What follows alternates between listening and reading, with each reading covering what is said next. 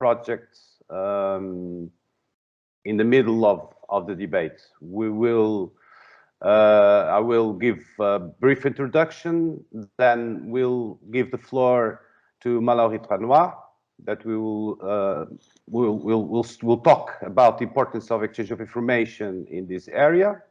And then I will give the floor by order to Professor Ivanov, then to Pedro Varas and Carlos Romero, Hubert Rovers, and my friend Afi Sheikh. Then after the first round, I will give the floor to Alex Igual, that will briefly launch and explain the features of BEACTIVE website, that we will have tools to help augment the resilience of the system. I will make that mention in a brief introduction. We have our colleague Cyril, that is from... No, we're still waiting for Carlos and Pedro. Oh, okay. Very well.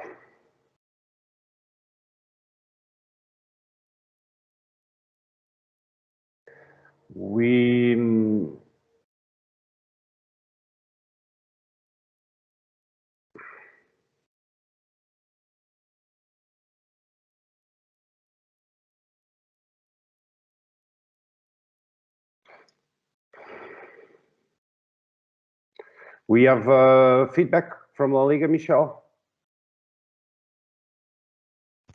Not at the moment. I'm going to try and call couple of Carlos, numbers. send me an email. Everything confirmed?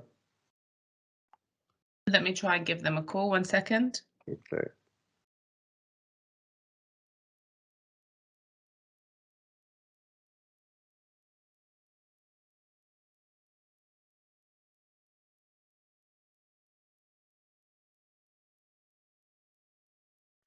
Okay, they're in a different meeting on a different link, so just bear with me. I'm going to resend them the link. 1 second. Yes.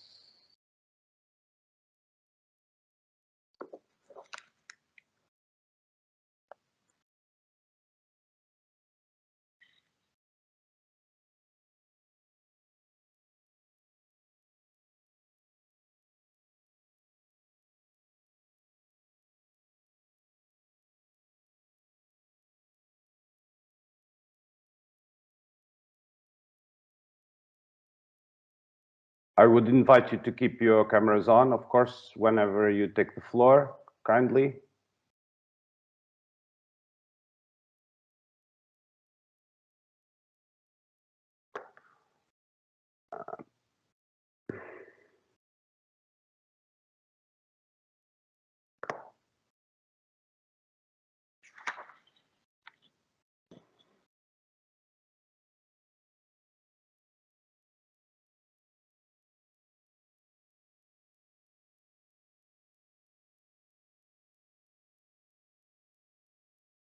We should have some music or something. This is a remark I'm making to the organizers to create some mood in the morning.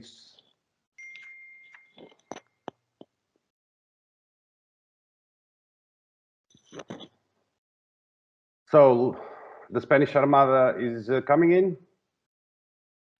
Yep, I've just resent them the link, guys. They should be with us in a minute or two. Bear with us, please. Thank you very much. Thank you very much.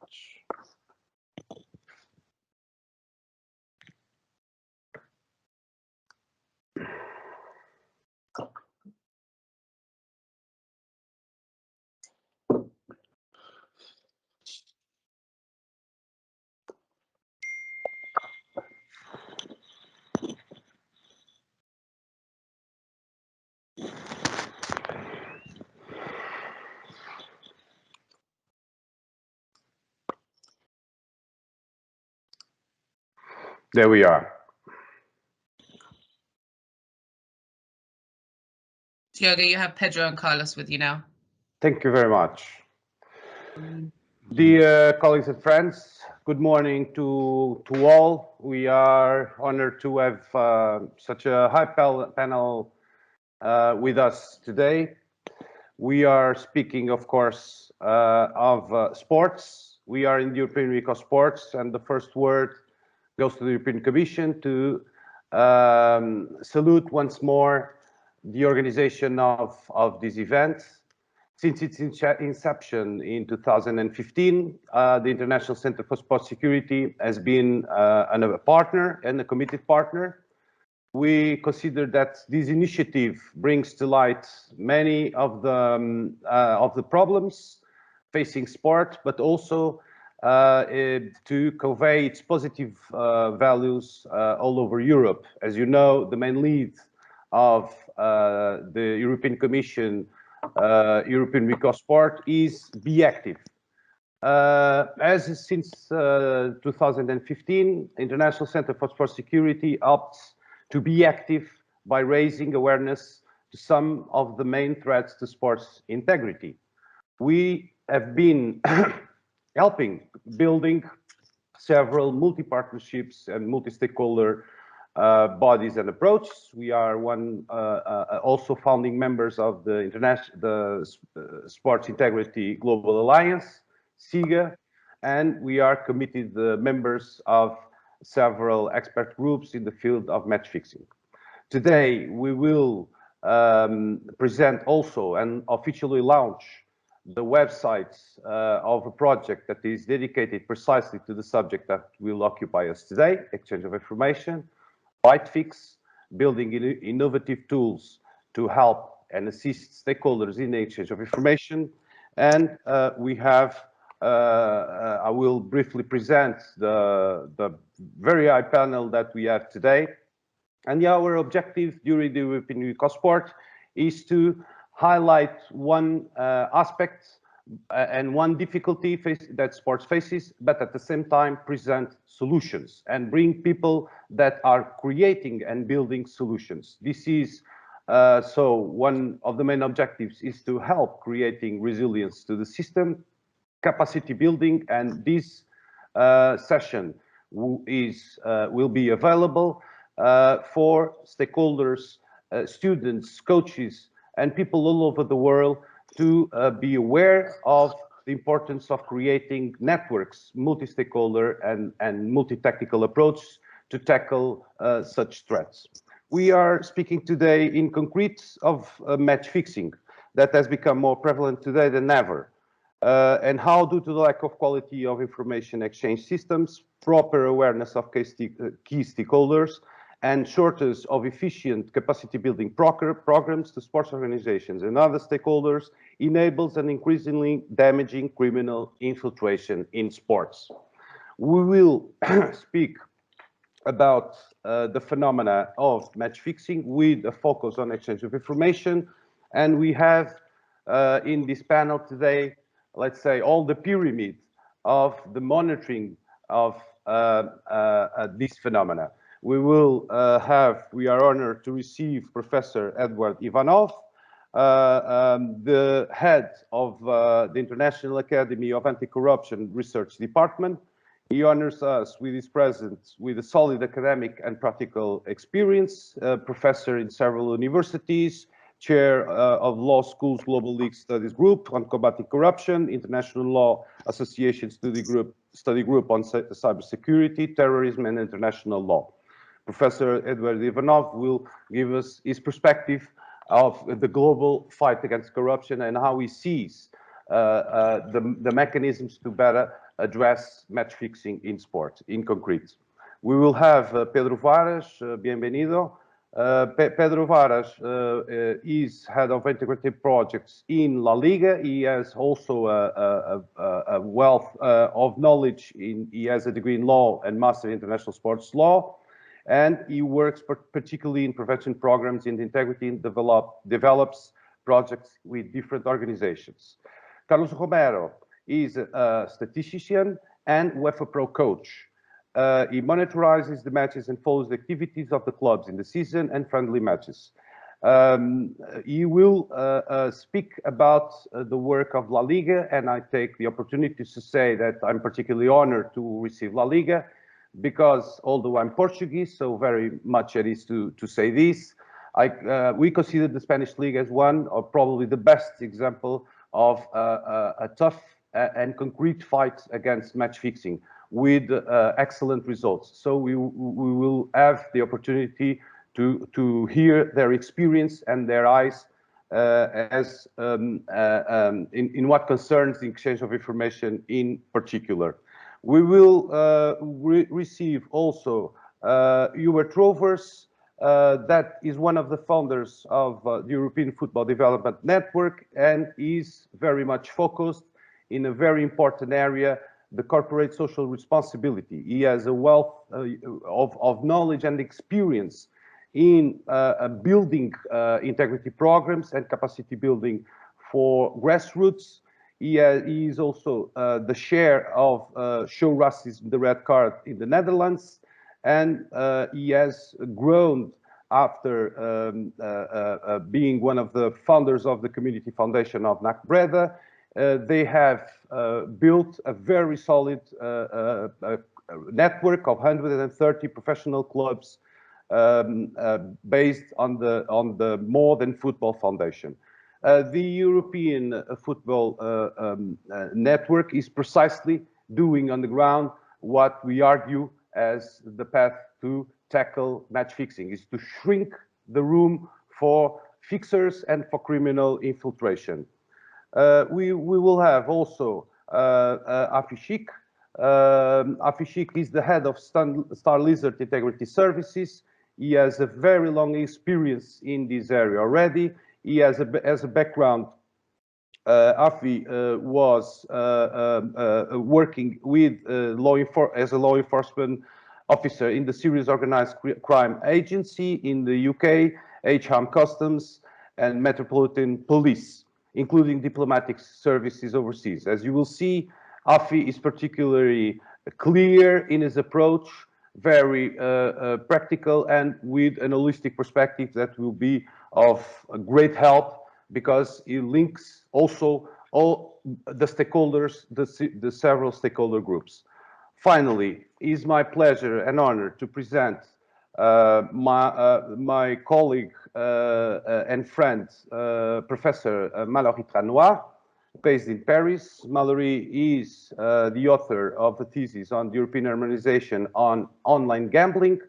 She is an expert in integrity matters, a teacher in several universities, and works currently with UNESCO. She has also a large background working with UN agencies, and she was invited here in particular because she is the main drafter of an handbook on exchange of information that was launched by the Council of Europe in partnership with the International Center for Sport Security and the support of UNESCO. This handbook that is also a consequence of the entering into force of the GDPR rules, as she will explain far better than me, relating to data protection, that were regulation, the European regulation that was approved in 2016, entered into force in 2018, and also on the impact of the Convention 108 Plus of the Council of Europe. Without further ado, I'm honored to receive you. I recall that we will make a first round of questions following the presentation of Professor Tranois, and then we will have the official launch of the ByteFix website. It's symbolic, but it's also a moment that we decide to make. Each year, we decide to have an important moment for the work we are doing during the European Week of Sport, that we see as one of the most important forums to uphold the values of sport. Without further ado, Professor Tranois, my dear friend, cher ami, I give you the floor. Thank you very much. I would be grateful if you keep your cameras off whenever you are not speaking, and we will give you the floor as we move, to give room enough for the speaker to be visible. Thank you very much and be most welcome. Mallory. Thank you very much. Thank you, Diogo. Hello, everyone. Thank you for allowing me to participate in this event during the European Week of Sport. I'm waiting the presentation, Alessia. Okay.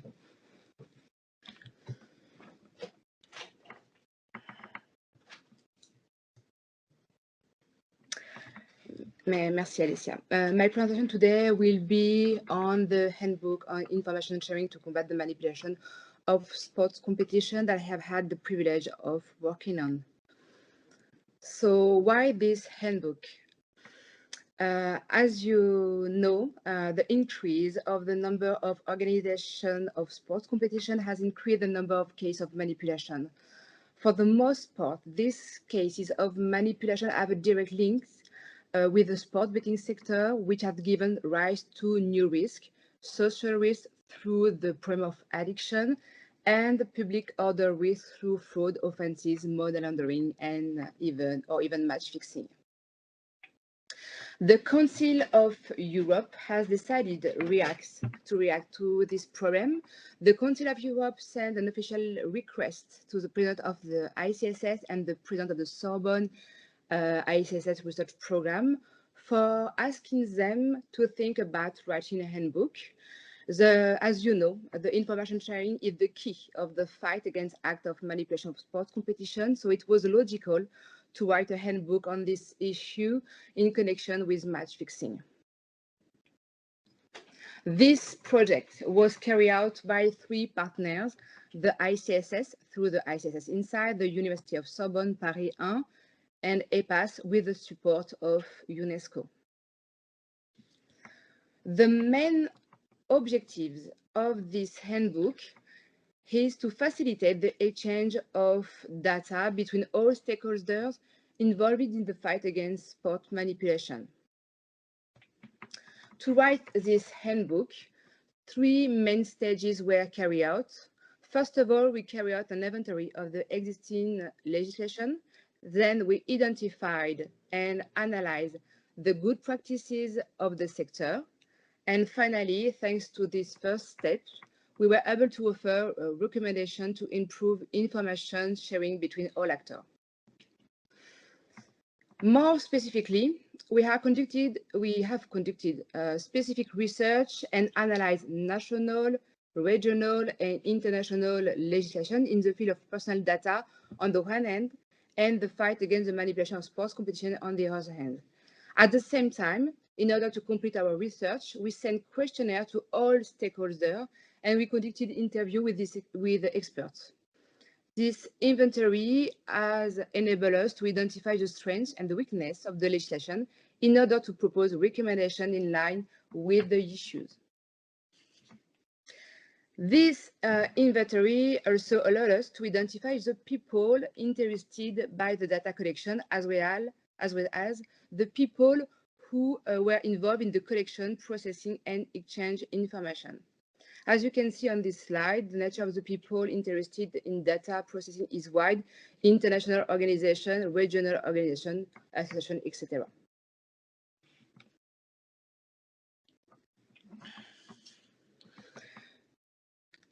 This inventory, the collection, processing, and exchange of information are carried out by all sectors of activity, whether public or private, as you can see on this slide. So all the people of the social life could be involved on the exchange information.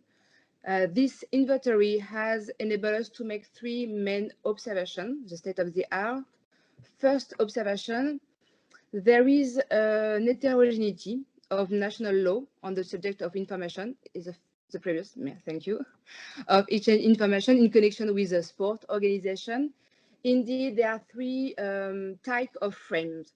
The national legislator has authorized the exchange of information, for example, in Denmark, France, or Sweden.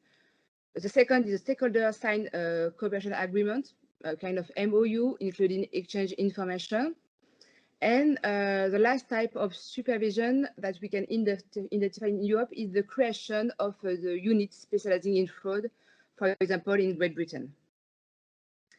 The second observation concerns the existence of a large number of texts which frames the data exchange, as you can see on this slide. However, it should be noted that the few of them are not coercitive. Finally, the last observation concern the regulation in the field of the manipulation of sports competition. Indeed, today there is only one text which frames act of manipulation of sports competition. This is the Council of Europe Convention called the Macaulay Convention. So today we have 4 main levels of regulation in Europe in the field of information sharing in order to fight against the manipulation of sports competition: the Council of Europe Convention, the GDPR, the Macaulay Convention, and the national legislation. So to know the method of collecting, transferring, and processing data, it is necessary to refer to this text. As part of this presentation, and in view of the time allowed to me, I will briefly present to you the important disposition of the GDPR and the Macaulay Convention. So first of all, the GDPR. This European text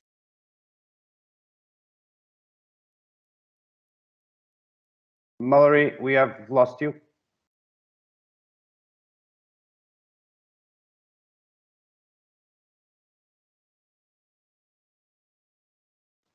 We don't hear you.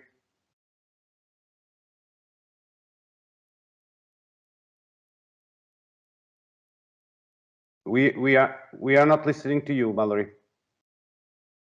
You're not muted, Mallory, so it must be a problem with your sound. No.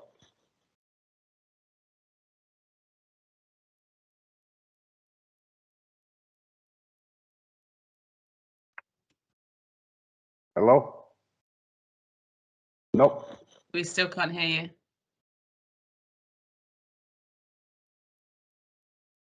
Now you're muted. Now you're not muted, so there's a problem with your sound.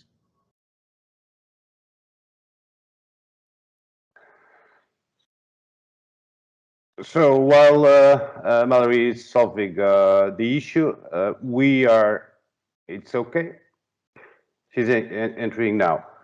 So building on what Mallory was saying, the Convention of Macaulay that was approved in 2014, but only ratified and entering into force in 2019, as a basic structure to allow the stakeholders to exchange information in a timely, secure, and reliable form. There is a central platform, and then national platforms that basically receive information when detected an irregular pattern, illegal betting, and acts by warning all the system. So what the convention, the Macaulay Convention, aims basically to do is create a network. Mallory is joined. Yes, now you can. Okay? Yes. Okay. I don't know why, so I'm sorry. Bad weather in the canal. You can proceed. So for the GDPR, the European text regulates the collection, processing, and transfer of personal data. It is coercive and with direct application. So the national legislator had to modify their internal law to be in conformity with the regulation.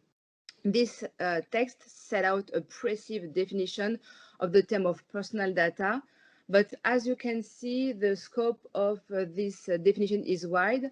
The GDPR protects only natural person. And finally, for considering the data as personal data, the person can be identified or identifiable. So in this, if it's not the case, the data cannot be considered as personal data. It can be freely collected, processed, and transmitted. So therefore, the data, as you can see on this slide, are considered to be personal data for the GDPR. I would like to emphasize on one point. For each of the data taken individually are not personal data by nature. It is the sum of this data which will make it possible to have a person identified or identifiable, which will lead to this data being qualified as personal data. So besides personal data, the GDPR has identified another category of data which benefit from higher protection regime, the sensitive data. For example, health data, genetic data, or biometric data. On the last slide, it is a comparison table with what can be considered as sensitive data, personal data, and other data. And depending on its nature, the collection, transfer, and processing will benefit from a more supervised protection regime. The GDPR, therefore, strictly regulates the collection, transfer, and processing of personal data. To do this, the people who collect, process, and transfer data must ensure that the following 7 principles are respected. Reading the GDPR shows that the person concerned by the processing is at the heart, is the key of the system, since their consent is required almost at all stages of the processing of this data. So now I will present briefly the Macaulay Convention. This convention was submitted for signature by its member state on October 2014. It entered into force on September 2018, and it has been signed by around 30 countries, including Australia. The convention is open for signature to a non-member country of the Council of Europe. So this text is the first text with international scope in the field of the fight against manipulation on sports competition. The main goal of this convention are one, to fight against the manipulation of sports competition, and to prevent, detect, and punish acts of manipulation. The Macaulay Convention is interesting on 3 points. First, is set up cooperation between states at 3 levels: internal level, European level, and international level. Secondly, it obliges states to create a national authority in charge of sport betting. And thirdly, it obliges states party to create a national platform. And national platform is the key for information sharing to combat the manipulation of sport match fixing. This various observations made it possible to propose 23 recommendations.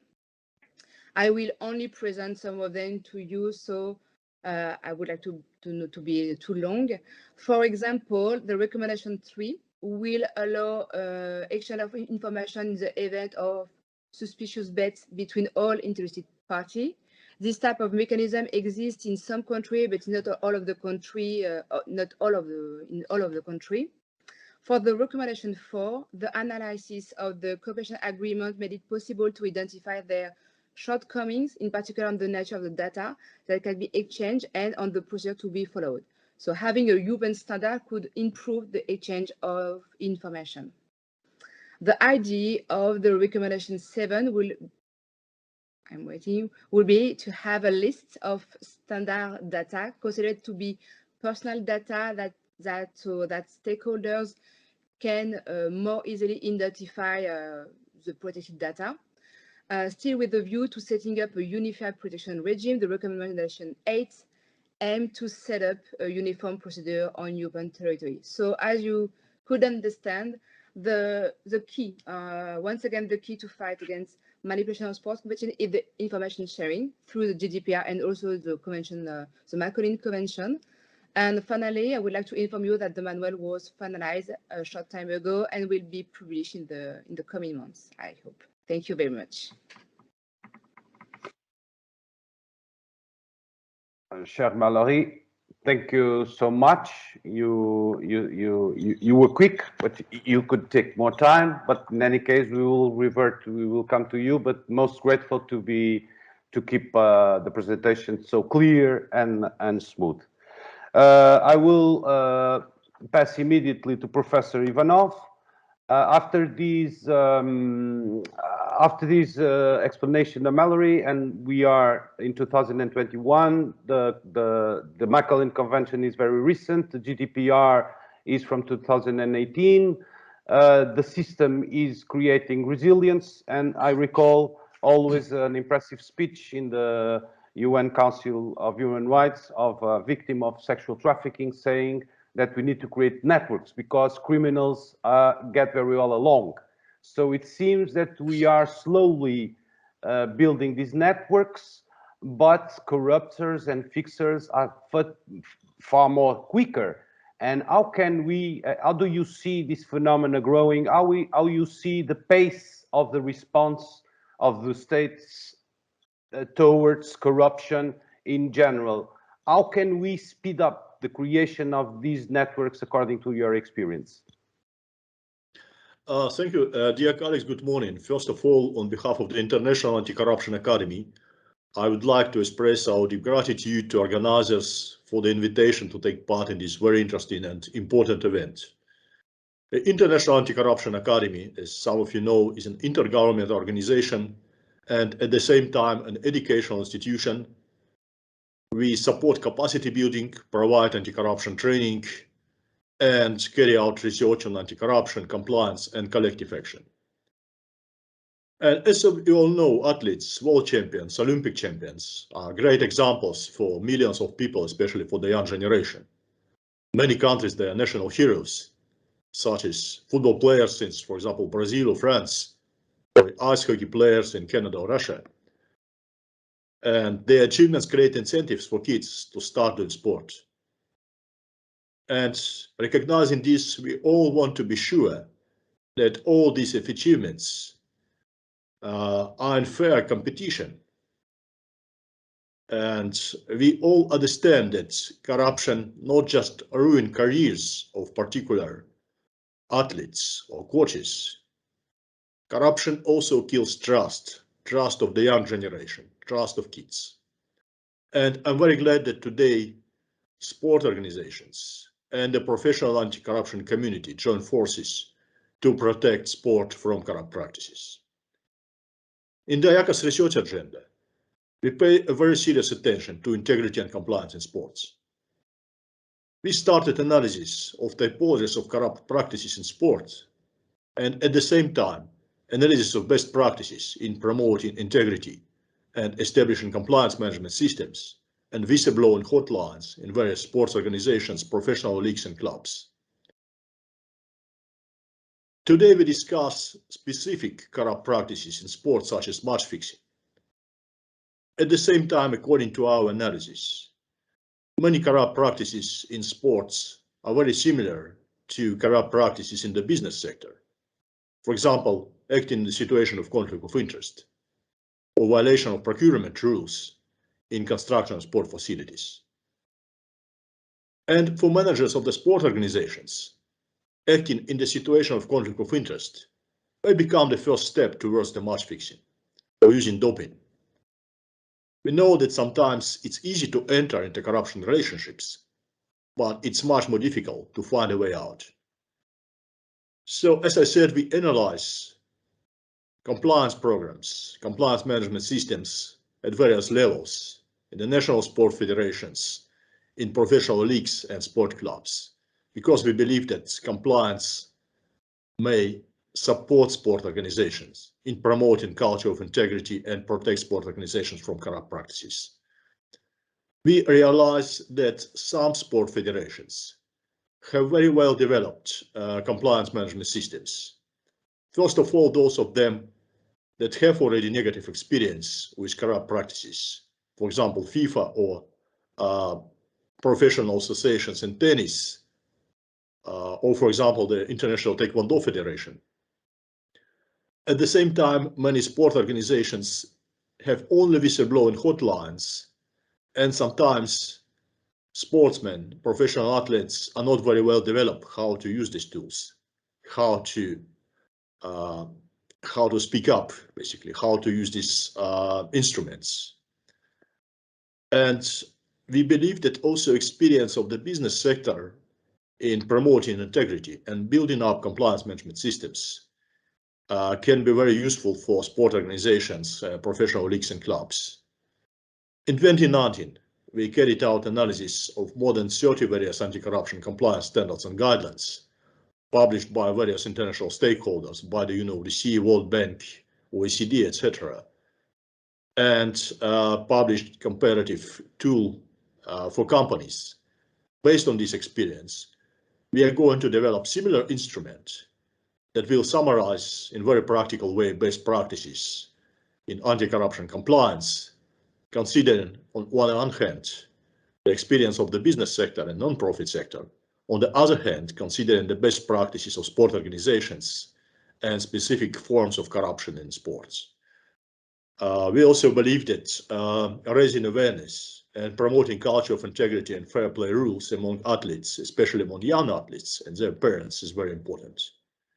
They should be aware how to act in various situations when, for example, coach extort bribe for participation in championship, or for the place in the team, or for playing in a particular game, offers to fix a match with doping.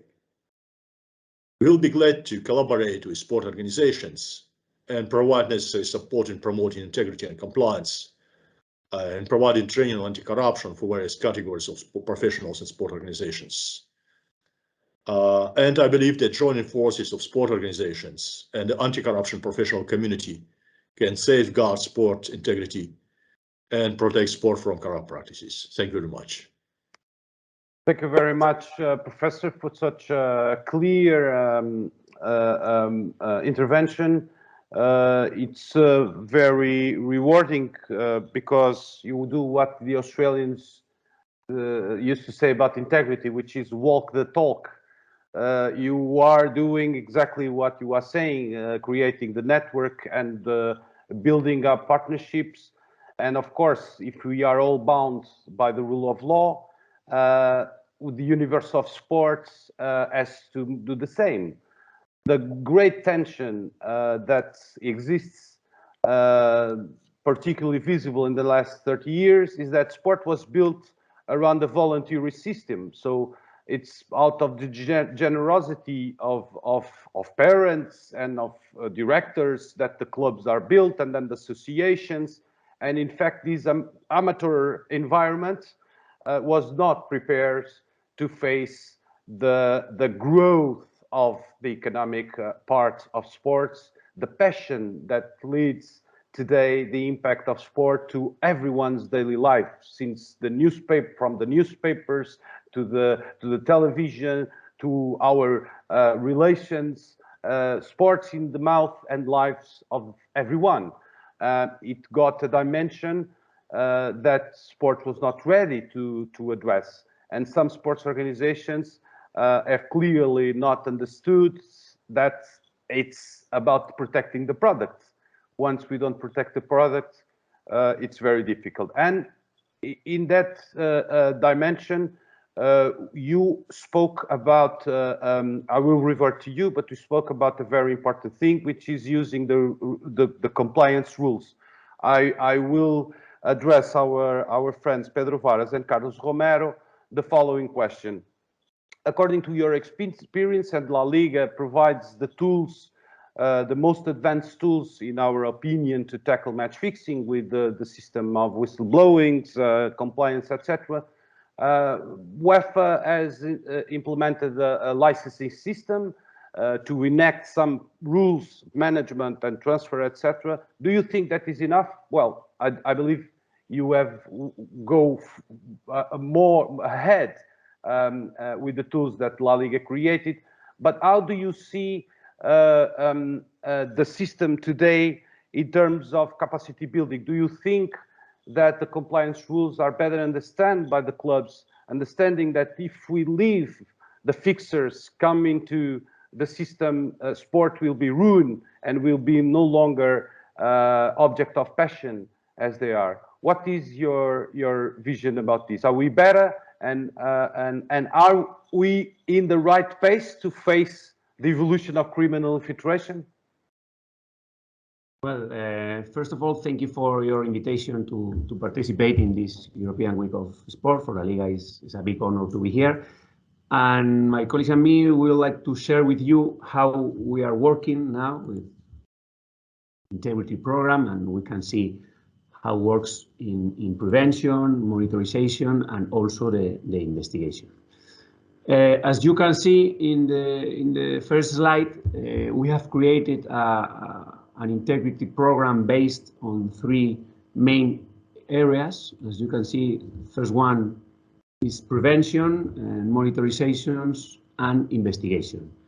I'm in charge of the first area on prevention, and we have invested a lot of not only money, but resources, with human resources and people, because we consider it very important.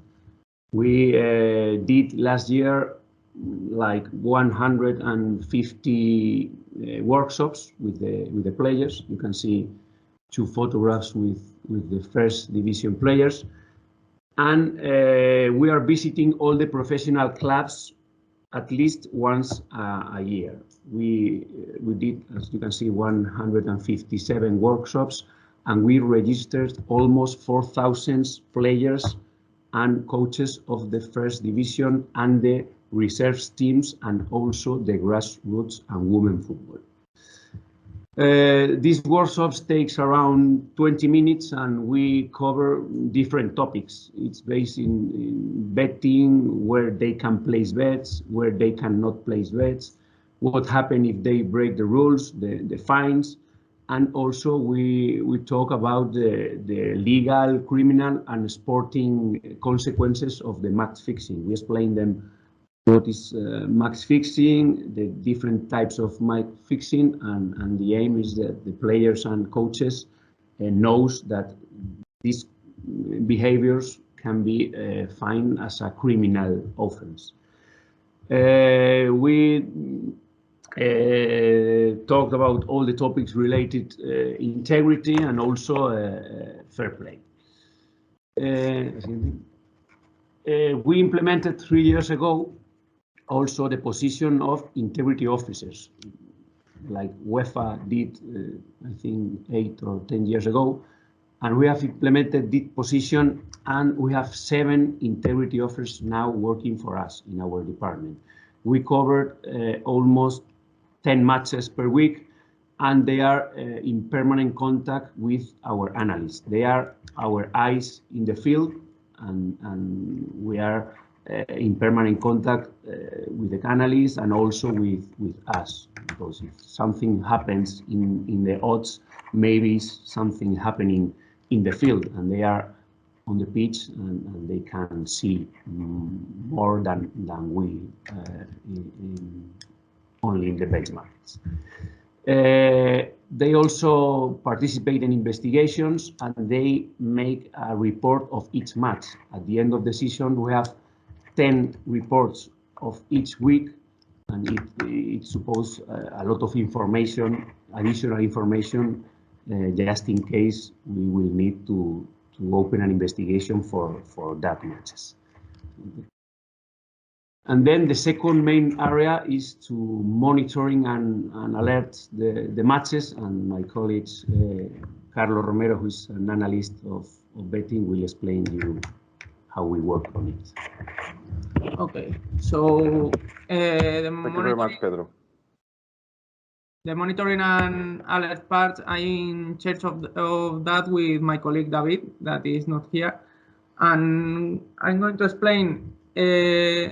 As you say, Diego, the compliance and the law is very important, and we also have a software, and a specific software developed by La Liga with the collaboration of the analytics department, and I'm going to explain how they works. Okay, here you can see our mission is to detect fraud, to detect match fixing, and last year in the last season we had at least 15 alerts reported to the national police.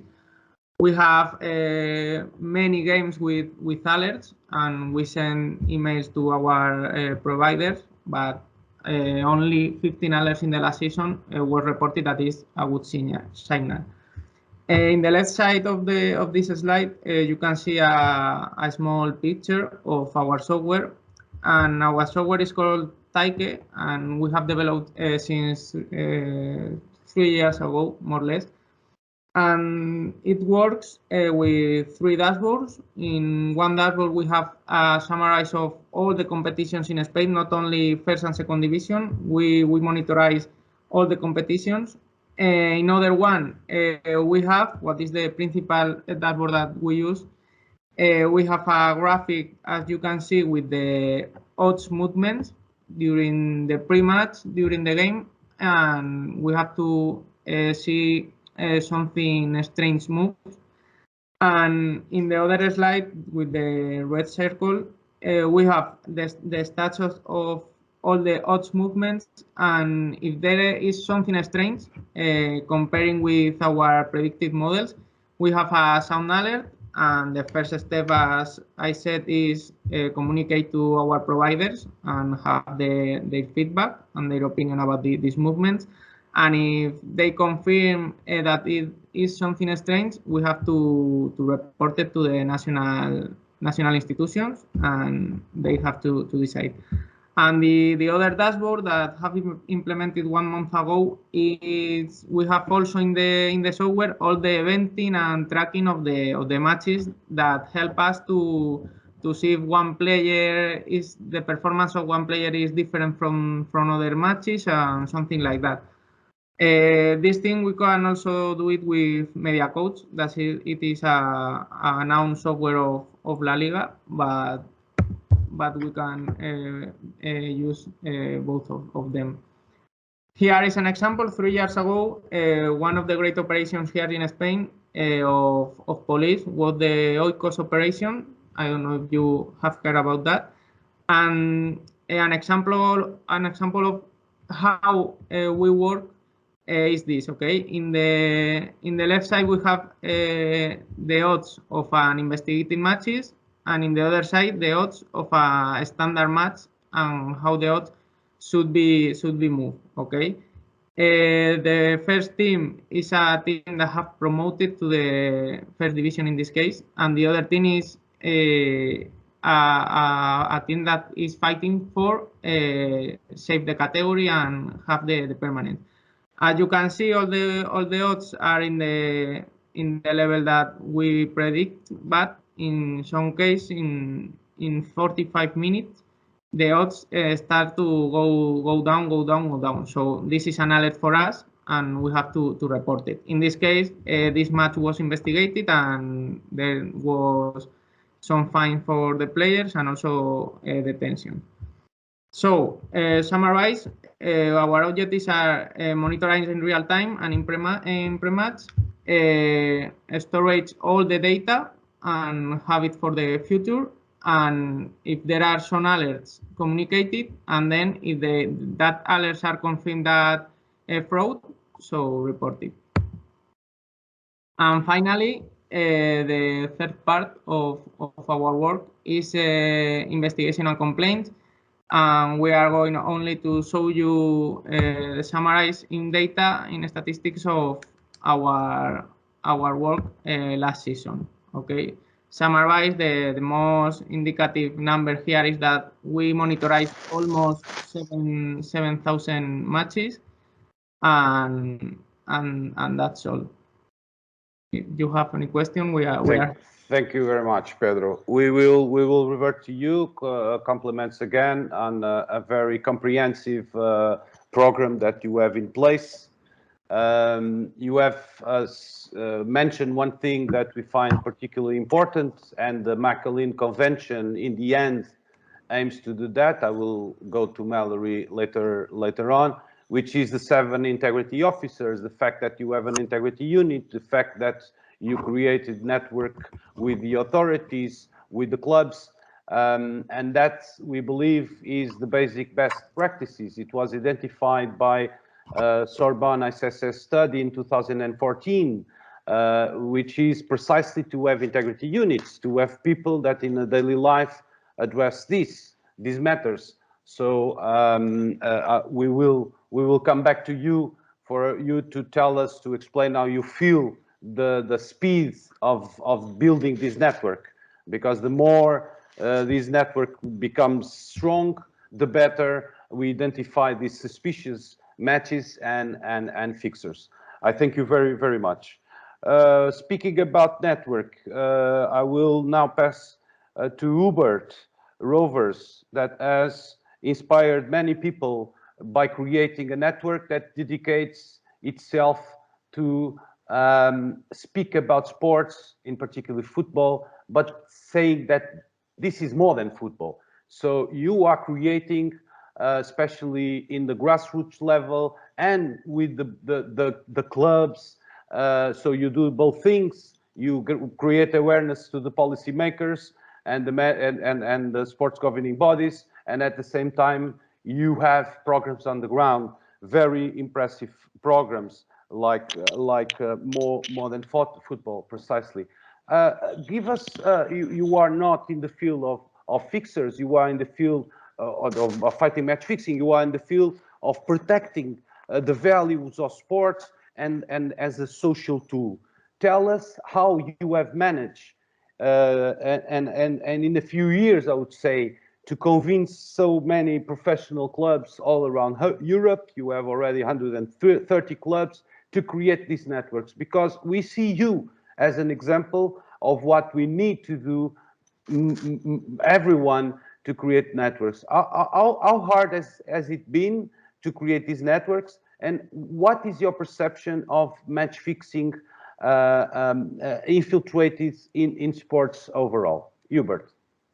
Okay, thank you also for me for the invitation to this important event, and to explain a bit what EFDN is and the work that we do. Indeed, we're perhaps not so well known as my colleague from La Liga, who presented just a few before me. But the European Football for Development Network is a Dutch NGO started 7 years ago.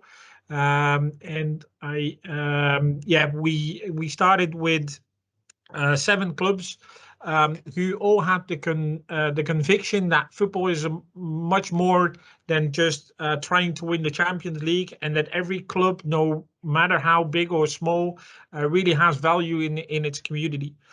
From that idea, we started with 7 clubs to share knowledge about community outreach programs and social responsibility in football. For us, that is everything related to using football as a tool for teaching kids to stay in school, to teach them about health, to use robot footballs, to teach kids about STEM education, or to use the football stadium as an inspiring surrounding for young people to learn employability skills about maintenance of the pitch or hospitality and things like that.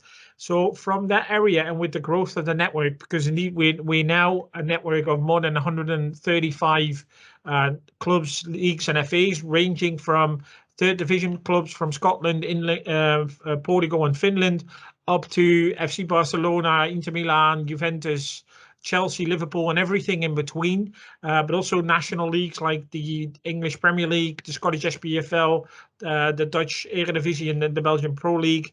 And one of our partners really in this area on anti-match fixing and sports integrity is the Swedish Elite Football League. We're working together with SEF in this area, because we have the same partners, which is the Kindred Group, that have where we have developed a test or a quiz for players to raise awareness, because I think that in that area there's still a lot of teaching and educating to do, and what we found out is that there's not always the information out there that's easily accessible, especially from a grassroots level.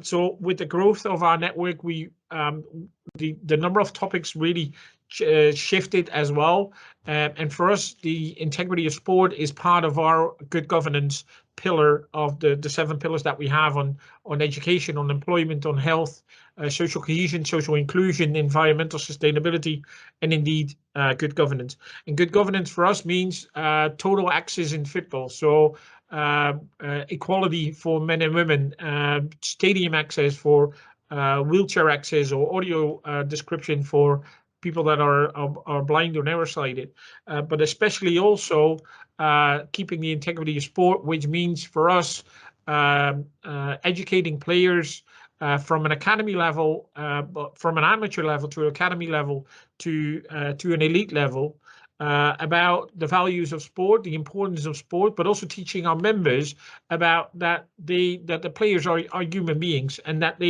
that not everything has to be focused on winning the Champions League, but creating better people, and helping them, and especially players on an academy level, helping them to learn about life skills, because as you all know, not everyone has the skills to become the new Messi or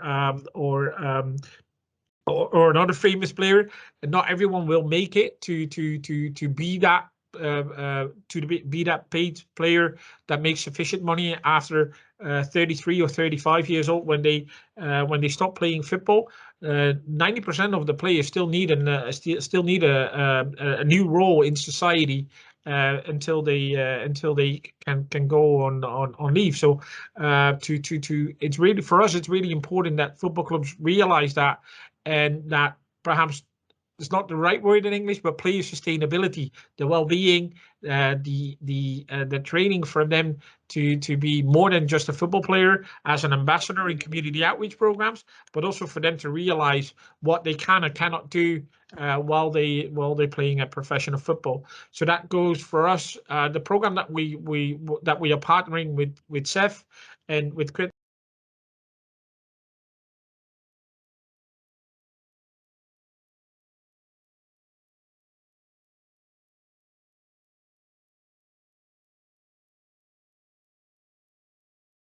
equal game and a fair play for all, and not only fair play but also fair support, so that people that are supporting the activities of the grassroots participants, but also at the elite level, that everyone feels comfortable and safe to play the game.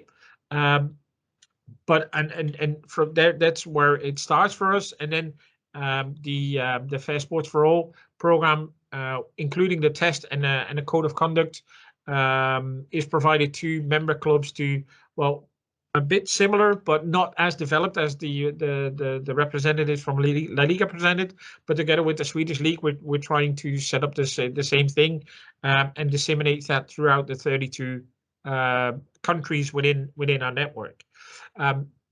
So I think on your question about was it easy to create a network, it's both yes and no. On the one side, we heard no a lot because social responsibility and community outreach programs is still something that needs to be developed within European football, and it's becoming more known and well known now, especially in the last 4 or 5 years. So that makes it easier for us. But in the beginning, we heard no a lot. On the other side, there's always pioneers. There's always people that are really committed to this cause, and I have the same belief as we do, that a football club has value, even if you're playing in a second league or third league, third tier. Then you definitely have value for your community, and you can be a lot more than football. And in that sense, the development, the growth of our network from 7 to 139 really shows that there's a need, that there was a need, but also an interest from professional football organizations to be really competitive on the pitch, but to be partners of the pitch and really share best practices, ideas, methodologies, and working together to create a win-win organization for everyone. Perfect, Hubert. You were speaking about the exactly the same that Edward was speaking in the beginning, the importance of sharing these good practices and give visibility to these best practices. We completely align with that tone, and that's precisely why we identified and invite, and an honor to receive you and the other partners that we deem are doing exactly that in concrete. I will come back to you. Many thanks for such a comprehensive and inspiring work, and I hope that your network keeps growing for the health and good of sports. I will now like to address to Afi. Afi is, as I've mentioned, head of Star Lizard Integrity Services, has a long experience in law enforcement, but was grabbed by the sports universe, by the betting system and sports integrity system out of his expertise and experience, and we have gained a lot with that. We have came a long way in the last 20 years since microgaming and cryptologic and all these companies, private companies, created the conditions to make online gambling what it is today. And the dimension that he had that was perceived only after the first decade. We remember the green paper on sports of the European Union, where we were expecting a growth until 12 billion euros. That is something that is far from the figures today. So the dimension of the sports sector and betting sport has growth immensely. I know that you are one of the keepers of the safeguard of the system. How do you see the evolution, and how do you see the perception of the stakeholders for the importance of exchanging information and adopting the good practices? How do you see the evolution in recent years, and how do you see the way forward? And many thanks for honoring with your presence. Thanks, Diogo. No, many thanks for having me. It's a pleasure to be here today and to hear the other panelists talking about their areas of work and to share a bit about ours. I think when it comes to safeguarding the integrity of sport, our focus is very much on the anti-match fixing side. Similar to what our friends at La Liga were saying a few minutes ago about how they protect their league. It's a key consideration. It's something that we really need to do and take seriously. So a little bit about what we do. Star Lizard, we're based in London. I'm here in London today. We're a sports betting consultancy, and my area of Star Lizard is Star Lizard Integrity Services, which is, as the name suggests, an integrity services provider. And that's something we've been doing on the integrity side since 2010, when we started working with UEFA and FIFA. And Star Lizard Integrity Services came about really in 2017 as a formal entity, as opposed to a kind of a small department within Star Lizard. And then basically what we're doing is working with sports, law enforcement, other stakeholders, organisations such as the Council of Europe, on anti-match fixing work, investigating match fixing. And as our colleagues at La Liga explained very well, how that can be done through the analysis of betting markets, which is something we do as well, monitoring betting markets on football matches, other sports as well, throughout the world. I think we looked at approximately 60,000 football matches last year in total. So betting market analysis is a very key part of investigating match fixing. Another key part that's worth touching on is analysing what the players are doing on the pitch, and what we call performance integrity analysis. So it's very difficult to prove things in isolation, and I think this is where it's key to share information, because we need to put things together in order to put the jigsaw together and see a fuller picture of what might be happening. So what we do is we use performance analysis to show when things are not happening as they normally do. And now there's no way we could say that something has happened on a pitch 100% intentionally. Players have bad days, and things don't necessarily go as well as they do, or as they might do in other games. But when we put that together with betting market analysis, we can try to show that the betting market anticipated what was going to happen on the field of play, and that's when the evidence becomes stronger. So it's what we would call investigating the crime scene, the crime scene being the match in question, and looking at that and providing assistance with any ongoing investigations that sports governing bodies or law enforcement agencies might have. And after the event as well, after we've investigated the crime scene, of course, there's a whole process to go through. So whether it's filling any intelligence gaps that might exist in order to support a successful investigation as well. But it's not just about that, and it's great to hear colleagues from La Liga and EFDN as well, in particular, talking about other strands of work, education. is an important part of the prevention aspect. You cannot tackle the problem by just looking at one strand. So education and training is key. We're currently working with the European University Institute School of Transnational Governance to deliver sports integrity training to a number of practitioners in the field.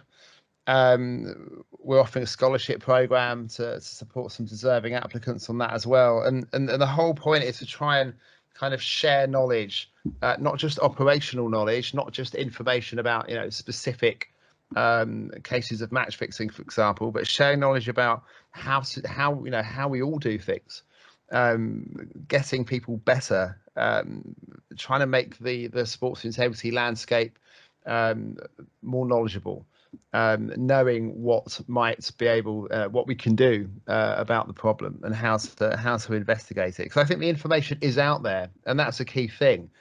Sharing the information is what we need to do. It's not about creating the information so much, because I think there's so much of it out there at the moment. You know, we try and put as much information as we can into the public domain. You know, every year we publish information about, for example, how many, you know, suspicious football matches we might see in the world, and I think that's important for people to know. I think it's good that people can access that information freely and see, okay, well, this is, you know, this gives me an idea of the extent of the problem. So I think that's the kind of first step that we need to do. But that's on the match fixing side. Also, you know, as I said, it's so important to educate as well, and to look at other aspects of how we can tackle this. And then I think about what are the obstacles to information sharing? Why is the information out there, and why are we talking about the need to share it better? Well, I think there's certain things that come with, you know, the integrity of sport, and one is probably a sense of embarrassment to an extent. I don't think it's something that, you know, it doesn't generate positive news headlines. It's not something that's you can tackle it in two ways. You can pretend it doesn't happen, or you can grab it by the horns and do something about it. And, you know, and again, I come back to La Liga, and we know we've seen a brilliant approach in terms of how to you know, address issues, look at prevention, you know, talk openly and transparently about doing things like this, because I think it is important we do that. I think political obstacles exist. I think that's just a natural, you know, a natural consequence of you know, the problem of you know, safeguarding sports integrity. You believe it's a lack of awareness of sport governing bodies of the impact, the negative impact that match fixing has in fact in sports? Maybe naivety to a certain extent, but it's possible to say that, yeah. You know, and that's why you know, we keep coming back to this. It's better to share information better, because then, you know, people can be perhaps less naive about the extent of the problem and what to do about it. I think commercial considerations are also something we should talk about. You know, it's something that probably hinders. Well, it does. I mean, it hinders the sharing of information if it's commercially sensitive. So, you know, how can we share information if you're contractually obliged not to share information? You know, this is obviously a key thing that we should talk about openly, and maybe taking the more of the commercial aspects out of sports integrity work is the way forward. But then, you know, we talked about national platforms. We've got, you know, national platforms under the Matalan Convention coming up. You've got great initiatives like, but very slowly. No, the perception is that the system is responding very slowly, while criminal infiltration is spreading and growing. Yeah, very, I mean, rapidly. My experience from law enforcement is that criminal methods adapt much quicker than you know, often. No, not. I'll take that back. Not always, but they often, you know, they can adapt quicker because they don't have to worry about putting in place laws and regulatory frameworks, and it's easier to adjust your methods, and it takes us perhaps a bit longer to respond to that. So maybe, but you know, it's still progress. it's still good to see. You look at initiatives like the Council of Europe's Flags initiative, which is, you know, bringing people together and sharing information and helping to remove that commercial barrier, getting a lot of stakeholders together to share specifically on football match fixing, you know, operational information about what's going on with match fixing at the moment in football. BiteFix, of course, is another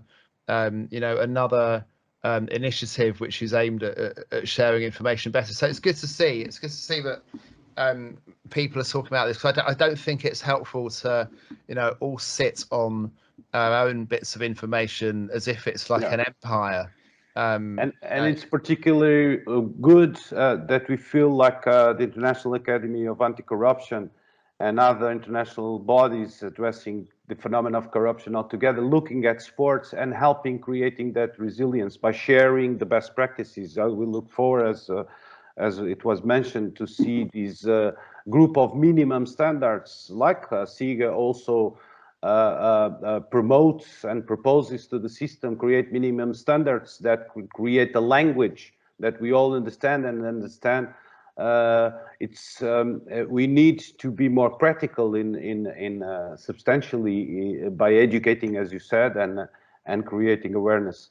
Let me pick up your lead. So I'm very grateful for you. So your usually very comprehensive, clear, and instructive way of explaining things. Let me pick up the lead of BiteFix and take the opportunity to officially launch the BiteFix platform. It's a 3-year project, possible, funded by the European Commission, the European Union, made possible but with the European Union a budget and support.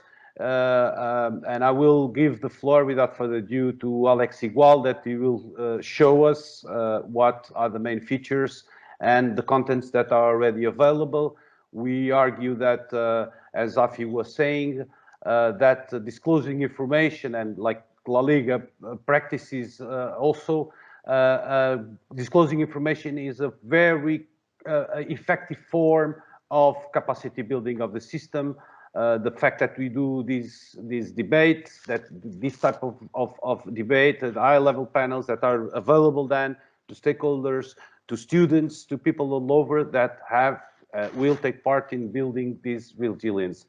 Alex Igual from Geneva, my colleague, project coordinator and former basketball national team of Spain, and someone that you will surely like to hear because he's also very clear. So I give you the floor, Alex, and many thanks. Thank you, Diego. Thank you, Diego. Can everybody see my screen? Yes, I think yes, we can. Perfect.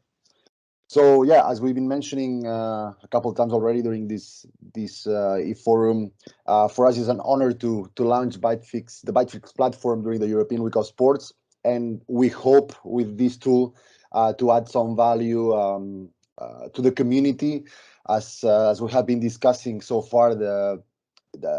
This issue needs of more. It's in need of more tools to safeguard the integrity of sports.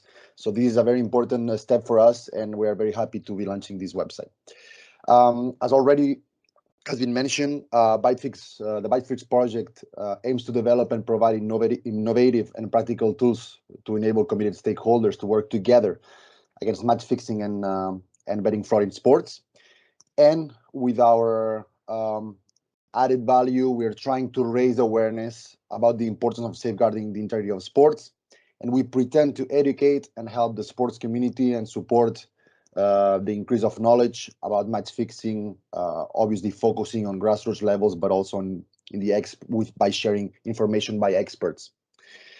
So inside of the project, as part of the work package 4 and the intellectual output 3, the BiteFix group has created a platform, as you can see on the screen, to display a very dynamic and user-friendly site to help increase the awareness of match fixing. And with this platform, what we pretend is to support all the projects that you and your organizations have already talked about during this webinar by putting together a few aspects that we already mentioned, and to create networks, to share good practices, to share information, valuable information for different sport organizations or the different stakeholders involved in this issue. As you can see in the screen, we've tried to create a very user-friendly web where you can go through the different parts of the project with a little bit of the description. We've talked about here the Council of Europe, Maclean Convention. Mallory's been mentioning this and Harris explained this very well before. A little bit of facts and figures of important aspects of match fixing and manipulation of sports. And just so you all know, this platform is an evolving platform and hasn't been finished yet.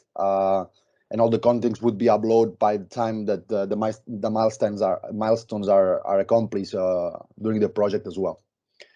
So the main objectives of these platforms are very simple: are to create a network of experts that we've been mentioning already a few times, by inviting all the key stakeholders on countering match fixing and experts on this matter from different countries to share valuable information. That's the first thing. Then also is to design a capacity building tool for the grand public, but also for the experts, where they can pick up different messages and information that could be applied in other aspects or other organizations or other contexts. And also this platform will permit to share ideas, practical tools, experiences related to the exchange of information to counter match fixing incidents. So it's very important, as well as we mentioned before, to exchange information. And also will include a display where you can ask questions and answer through a database, a free online composed practice assessment. So this will allow us to collect a little bit of a database as well. Here, as you can see in the website, you can see the project description. It's a very user-like, very easy to navigate throughout the platform. You can all see the raw document of the project description with a very extensive display of what is going on with the different work packages and the intellectual outputs. We also, I would like to share with you a couple of things. Obviously, the different partners, we have a breakdown of each one of the partners who's involved in this project, which we are very much grateful, because we believe that with their experience, they are adding a lot of value to this project. So this is very important for us. Also, the timeline here, you can see what the milestones are for this project and what are we trying to accomplish with each one of the work packages. That is very important for us because it gives us a very comprehensive image of what is going to be happening, what already happened, and what are we working on at the moment. In this moment right now, we are working on work package 3, the educational program, which has been almost not finished, but it's in a good pace to be finished very, very soon. And we're very proud of doing this and helping again to create this platform to educate people throughout the project. Alex, excuse me. I don't know if you are moving the website, but I keep seeing only this the entrance. Yes, can you see it right now? I can see it moving, Alex. Okay, so it's my end. Okay. No problem. Yeah, move on. Sorry about Thank that. you. And the last thing I would like to share, and what the work package 2 and intellectual output 1 is the fruit of this work package, is the good practice guides. This is a very important package for us because it allows us to create a sense of what is going on in the world, especially in Europe right now. What are the different regulations established for match fixing and anti-corruption? And also we have a few already, and it's an evolving document, but we have a few outcomes out of the whole research done by the whole BEACTIVE project. But I would like to shout out to Mallory, because she's been doing a great job with this as well. So this is a very interesting document that we are very proud of, and that we hope in the future helps a lot of sport organizations to counter match fixing and to help safeguarding the sports world. Just to finish, I would like to share with you a couple of things that haven't been finished, because as we're talking, there is a lot of things that have to happen in the future. But we would like to share that it's going to be we're going to have a training package, a learning and evaluation system, the publications related to match fixing, obviously, a podcast interactive platform where we're going to be sharing information with and small interviews with experts as well, world news related to match fixing, obviously, frequent questions that we're going to be sharing and answering as well, events, partner events, and some galleries. Diogo, I don't know if you want to share something else, but that's about it from my side. I think it speaks for itself, and the website is, of course, keep the partners list, please, because we're very proud to be part of this project, because it's precisely the multi-stakeholder approach, multi-technical, with all ranging from multi-sports clubs to the league, the Lega Pro, in Italy, with the Sorbonne, Sevilla, Star Lizard, and Estoril. And we think this is the type of tool that can help be another brick in the wall. I'm very grateful. We have extended a bit longer than we have foreseen, but this is thanks to the richness of the interventions that we had the privilege to hear. I would like to make a round to conclude this webinar that will be available also at the BEACTIVE site. We'll have also podcasts, short podcasts with questions and answers that we will be uploading. This is a 3-year project until 2023, as you know. And I would like to give the floor to everyone. Briefly, I would ask you if you keep it within a minute, with the challenge to say, what would you say to leaders in governments or in sports federations as the main steps they should give? We know each one of you have showcased how your respective organizations and yourself are committed to delivering solutions to the system. Imagine that we have just 1 minute to address to policymakers and decision makers in sports organizations and governments, and we have to tell them in a nutshell what should they do as a priority to assure that we keep sports safe from corruption and from criminal infiltration. It's a global challenge. There are no silver bullets. We are creating a resilience of the system, step by step, and whenever we can, we speed up and look to those in front, like La Liga does, and follow the lead. And also looking at IACA, follow the rules and the good examples, the good practices they identify, and we look very much forward to working with you and learn about those procedures. So without further ado, and in a round to conclude, to avoid extending too much the webinar, allow me to thank already everyone warmly for such a high level and deep presentations and explanations. And I would then go to our friend Professor Edward Ivanov. Edward, in a nutshell, and many thanks. Thank you very much. I would say that it is important to learn and to use positive experience in promoting integrity and compliance of some sport federations, professional leagues and clubs. It is important to have clear rules, understandable for every athlete and also for young athletes, for kids. It's important to raise awareness, and also it's important to promote culture of anti-corruption and compliance, starting from school education, from sports schools, and have clear rules for kids, for their parents, and explain them. in understandable language. Many then thanks. We can build up the culture. Many thanks. Of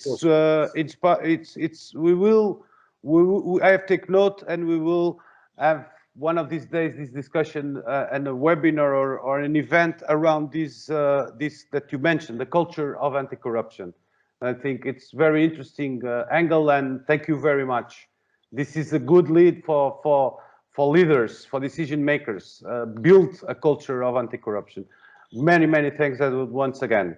I will give the floor to Pedro. Carlos, what would you say as a priority to decision makers at this moment, governments and sports governing bodies? Yes, first of all, thank you for this again.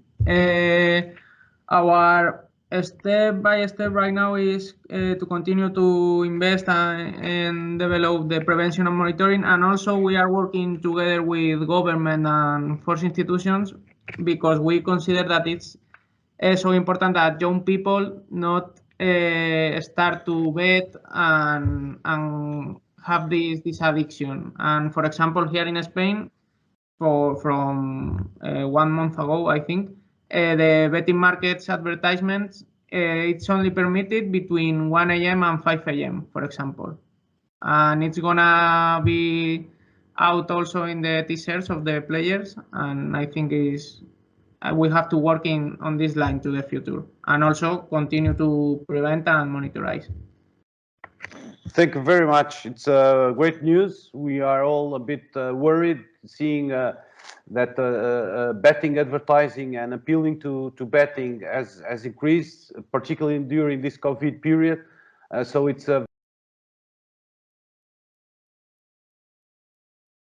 so keep up the good work you have been doing and the example you are giving to leagues and sports organizations all over the world. Thank you very much once again, Pedro and Carlos. I will now give the floor to Hubert in Holland. Dear Hubert, thank you so much for inspiring people to look beyond the mere physical activity and see the values. No, well, thank you for the invitation. I've learned a lot during the meeting, and I think that's also my suggestion that we should cooperate more, because I think listening to the colleagues from La Liga and seeing what the Swedish league are doing, it would be a shame if we all work in isolation and not share the things that we do, and especially within your project, the things that you've developed, I think we can use a lot in our communication to the network as well. So I would, really be happy to open our network within EFDN to address this topic on a club level and a foundation level, and really contribute to the further development of the integrity of sport. What would you tell to decision makers as the priority? I think you have to tackle this from a number of angles. So prevention in the area that we do is important, but the other presenters today also really being the safeguarding of the actual games is an important one. But if you see the developments, for instance, with the Red Button app from FIFPro, the other tools that are developed, I think we need to connect them all together and really have a more sustainable partnership in this area within European football. Thank you very much. Multi-stakeholder cooperation is absolutely critical, and you helped a lot of us with understanding that it is possible to make it happen. We try to do the same. Thank you very much for all your inspiring words. Mallory, we thank you for a very comprehensive and speedy presentation about such a critical matter. What would be your main message after diving so deeply into these matters? Thank you. First of all, thank you for this interesting exchange with all of the person. So in my opinion, it's important to harmonize the rule on the European territory. So create a national platform, create a European platform, establish European rule for sharing information, clearly identify personal data in the field of sport. So for me to be simple, I think it will be necessary to unify the rule on European territory concerning the information exchange in the field of sport sector. So, and my last word, I would like to say congratulations for the EU platform, BEACTIVE platform, and for this important project. So, many thanks. Thank you very much. We are most grateful, and concluding, we applaud once again the initiative of the European Week of Sports, of upholding the values of sports, but also creating capacity building, sharing information. I think we gave another step today. The creation of networks is critical, and the information, the disclosing of information, as underlined by AFI, the sharing of best practices and basic rules on compliance, like highlighted by Professor Ivanov. So we are grateful. We are very keen at ICSS, the International Center for Sport Security, to assure that we use our time with a useful effect and we create legacy to help the system. I think that this is an example. What we are doing today, we have learned a lot, and we have taken also good notes that will help strengthening the steps ahead, and namely the project, BEACTIVE project, that we invite you to accompany through these next years. It will be enriched. Thank you once again to my dear friend and colleague Alex Igual for such a clear presentation. Thank you for all that have joined, our colleagues from Doha and all over the world. Once again, thank you. We hope we wish the best successes for your work. We wish the best success for the European Commission in continuing to uphold the visibility of the integrity of sports and the importance of physical activity as means to deliver much more. Like Hubert said, much more than football. Sports delivers much more than physical activity by itself. And so we look forward to see you in the near future. I invite you to attend and accompany us tomorrow in another debate, another initiative addressing the safeguards of the integrity of sports with grassroots levels. We will have a very interesting, and I'm sure of this because I've heard him before, of my dear colleague Baruz Balayev, seated in Doha, that will address in particular work that is being developed with the UNOCT and other UN agencies on preventing violent extremism and radicalization. I thank you once again. I wish you all the best. Keep safe in these COVID times that are not gone, and we wish you all the best. Thank you very much to everyone. Thank you. Bye. Thank you, everybody. Bye. Thank you. Thank you. Thanks, everyone. Bye-bye.